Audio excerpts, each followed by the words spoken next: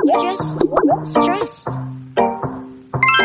All my friends told me to go, but I don't wanna go if you're not with me. Stressed out, time to rest out. I'm feeling. Baiklah, di sini saya akan menjelaskan mengenai materi komponen-komponen kurikulum. Saya mengambil 4 pembahasan, yaitu yang pertama, pengertian kurikulum, yang kedua, pengertian kurikulum sebagai sistem, yang ketiga, ciri-ciri kurikulum, yang keempat, yaitu komponen-komponen penyusun dalam kurikulum. Yang pertama, yaitu pengertian kurikulum. Kurikulum diartikan secara tradisional dan secara modern. Secara tradisional, kurikulum berarti sejumlah pelajaran yang harus ditempuh siswa di sekolah maupun di kursus.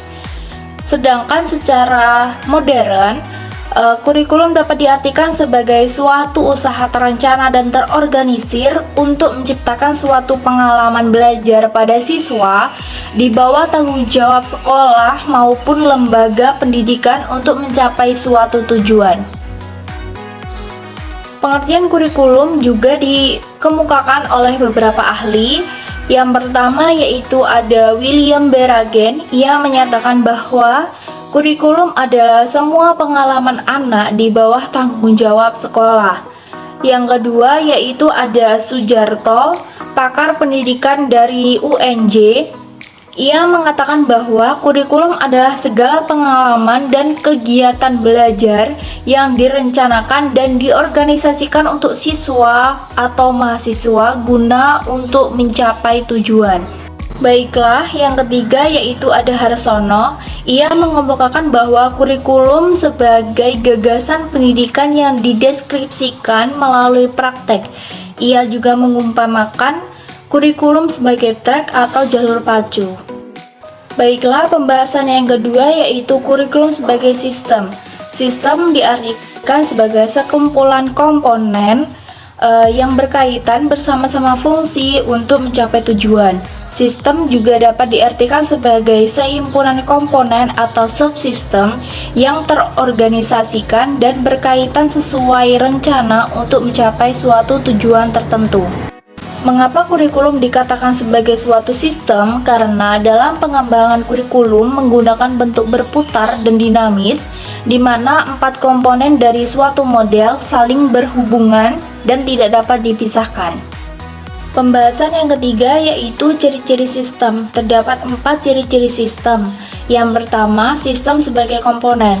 Suatu sistem terdiri dari sejumlah komponen yang saling berhubungan satu sama lain, yang berarti saling bekerja sama untuk membentuk suatu kesatuan.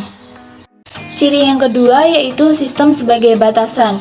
Sistem membatasi antara suatu sistem dengan sistem lainnya dan juga dengan lingkungan luar. Batasan sistem ini menampilkan ruang lingkup tertentu pada sebuah sistem.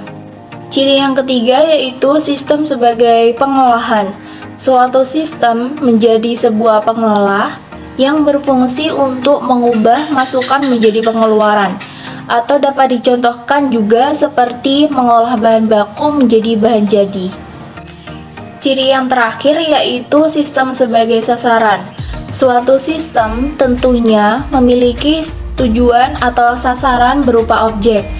Tujuan dari sistem tersebut sangat menentukan masukan yang akan dibutuhkan oleh sistem dan juga keluaran yang akan dihasilkan. Pembahasan yang keempat yaitu komponen-komponen penyusun dalam kurikulum. Terdapat 4 komponen penyusun dalam kurikulum. Yang pertama, komponen tujuan. Dalam komponen tujuan terdapat 2 jenis tujuan yang terkandung di dalam kurikulum suatu sekolah.